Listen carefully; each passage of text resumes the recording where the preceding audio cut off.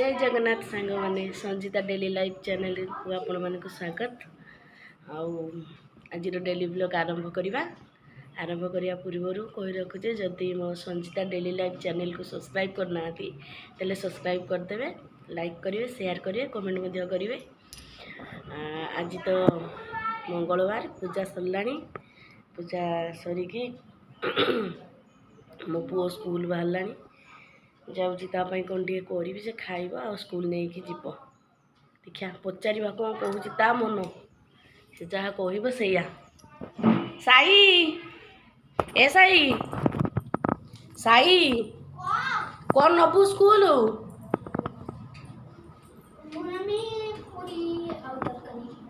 खाइबू पूरी तरकारी कौन पूरी करदेवी घरे पूरी करी कि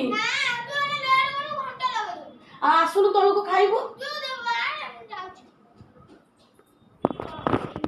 पूरी तरकारी मु घंटे करी आसे आसे आई खाई दे आसे भारी आईनी बहुत आईनी तार जाए घंटे कर दिए चलो कथा पर आसुन गाई की रुटी खाइबा देखिए आसवा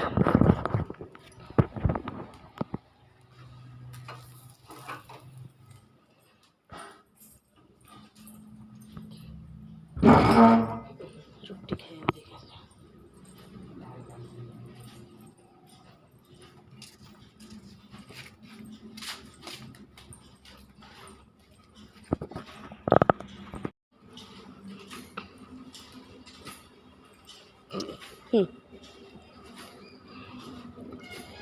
से जान मु आसला माने से जानी परिबे से रुटी खाइबे बोली नियो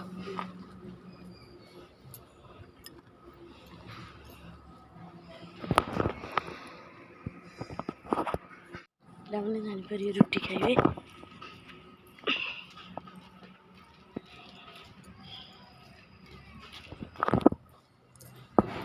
सरलानी रोसे सरलानी सांग मैंने जाऊँ ना खाइबू कौन बैगण दला कलरा भजा कौन कुंदरी भजा आलू मटर तरकारी खाईदे पखाल दिटा खाईदे झील स्कूल बाहर झील जी मुझे अंगनवाड़ी जी चलते आम खाईदे अंगनवाड़ी जाए देखा फ्रेंड्स मु बाहर सारे आम अंगनवाड़ी जावा अंगनवाड़ी जहाँ एक्टिविटी आज करी आपन को वीडियो माध्यम देखेबी चल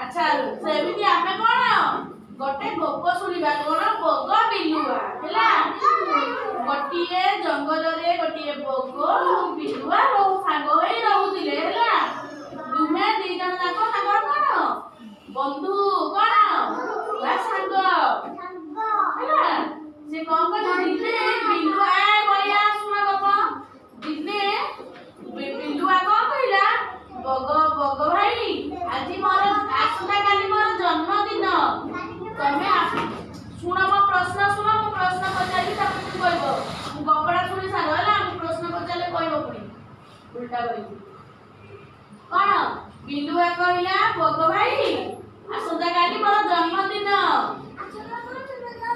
गप सुनो तुमे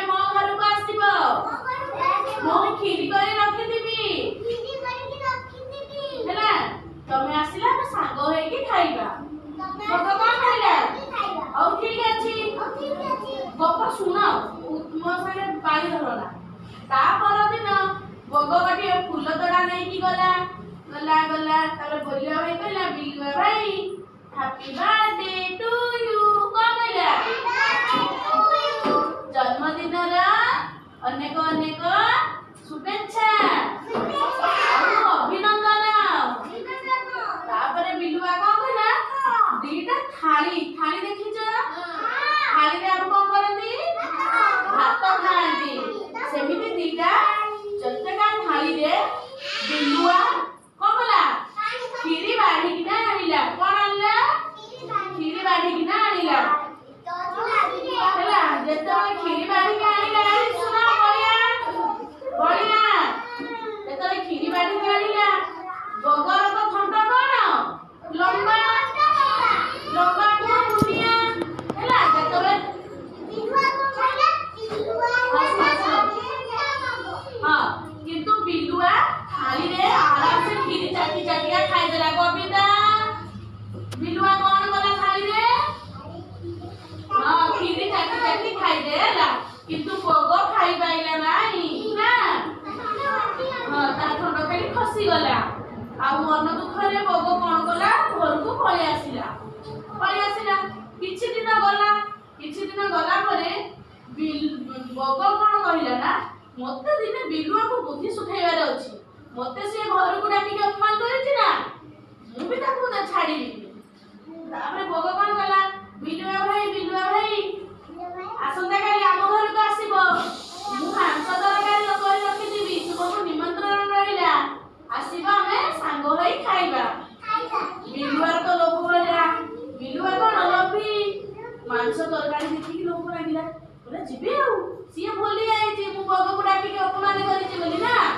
ତାପରେ ଗଲା ବିଲୁଆ ଯେତେବେଳେ ବଗ ଘରକୁ ଗଲା, ବଗ ମାଂସ ତରକାରୀ ରାନ୍ଧିକି ବସିକି ସ୍ମେଲ୍ ବାସ୍ନା, କେତେ ସୁନ୍ଦର ମାଂସ। ଓ ବଗ ବିଲୁଆର ପାଟିରୁ ଲାଳ ବୋହିଲା ନା। ବଗ ବଢିଆ ରାନ୍ଧିଛ। ଆଜି ପେଟ ପୁରିକିନା ଖାଇବି। କଣ ଖାଇବି? ମାଂସ ତରକାରୀ ଖାଇବି। ବଗ କିନ୍ତୁ ତାର ଅପମାନ ଭୁଲିଛି କି?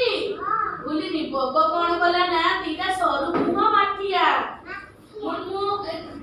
ପିହୁ ବସିଲା। ସରୁ ମୁହଁ ମାଠିଆରେ ମାଂସ ତରକାରୀ ବାଢିକି ଆଣିଲା। କଣ କଲା? ବସିଲା। ସରୁ ମୁହଁ ମାଠିଆରେ ମାଂସ ତରକାରୀ ବାଢିକି ଆଣିଲା। ଯେହେତୁ ବିଲୁଆ କଣ କଲା? ମାଠିଆରେ ମାଂସ ତରକାରୀ ଖାଇପାରିବ କି? କାହିଁକି ନା ତା ମୁହଁଟି ବଡ। ମାଠିଆର ମୁହଁଟି ଛୋଟ, ବିଲୁଆର ମୁହଁଟି ଟିକେ ବଡ। ଯେତେବେଳେ ମାଠିଆରେ ପଶିବ, ତା ମୁହଁ ପଶିବନି, ଲାଗିବ, ଏଠି ଥୋଡ଼ି ପାଖରେ ଲାଗିବ। ଆଉ ମାଂସ ତରକାରୀ ଖାଇପାରିବ କି? ବଗ ଚାଲାକି କଲା, ଦିନ ମାଠିଆର ମାଂସ ତରକାରୀ ଆଣିଛି।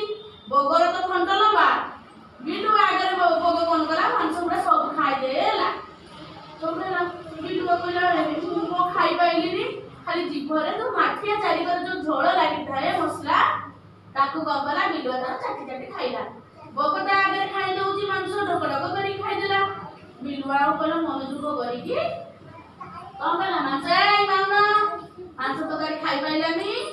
ମନ ଦୁଃଖ କରିକି କଣ କଲା? ପଳେଇ ଗଲା। ଏଇଥିରୁ କଣ ବିଲୁଆ କଣ ଶିଖିଲା? ବୁଦ୍ଧି କଣ ଶିଖିଲା? ଘରକୁ ଡାକିକି ଅତିଥି ମାନଙ୍କୁ ଅସମ୍ମାନ କରିବା ନାହିଁ ନା। ଘରକୁ ଆସିଥିବା ବନ୍ଧୁ ଭଗବାନଙ୍କ ସାଙ୍ଗେ ସମାନ ନା, ତାକୁ ଆମେ ଅସମ୍ମାନ କରିବା କଥା ନୁହଁ। ତାହେଲେ ଏଇଠୁ ବିଲୁଆ ବୁଦ୍ଧି ଶିଖିଲା ନା। ବିଲୁଆ ସିନା ତାକୁ ବଗକୁ ଆଗେ ଗଲାରୁ ବଗ ବି ତାକୁ ଦେଶା କରିଦେଲା। ଆଉ ଶୁଣ, ସେ ତାଙ୍କ ଘରକୁ ଗଡିଆ ତଳେ ଗଲା ମୁଣ୍ଡ ଫାଟିଯାଉଛି ଯାହା ନା, ସେମିତି କରିବନି। ଯଦି ବଗ ବି ଭୁଲ କଲା ନା ନାହିଁ, ଯଦି ବିଲୁଆ ତାକୁ ଅସମ୍ମାନ କରୁଥିଲା, ଇଏ କଣ ତାକୁ ଡାକିକି ଅସମ୍ମାନ କରିବାର ଥିଲା କି? ଇଏ ବି କରିବାର ନଥିଲା। ହେଲା, ଏଠି ତାର କଣ? ଅତିଥିଙ୍କୁ ଅସମ୍ମାନ କରିବ ନାହିଁ। ସମସ୍ତେ ଅତିଥିଙ୍କୁ ନମସ୍କାର କରିବ ନା। ତାଙ୍କୁ ନମସ୍କାର କରୁଛୁ ବଡଟି, ଅତିଥିଙ୍କୁ ନମସ୍କାର କରିବ। ତମ ଅଙ୍ଗନବାଡିକି ଯୋଉ କିଏ ଆସିବେ ସାର୍ ମାନେ, ଦିଦି ମାନେ, ସମସ୍ତଙ୍କୁ ନମସ୍କାର କରିବ। ତମେ ନମସ୍କାର କରୁଛ ତ?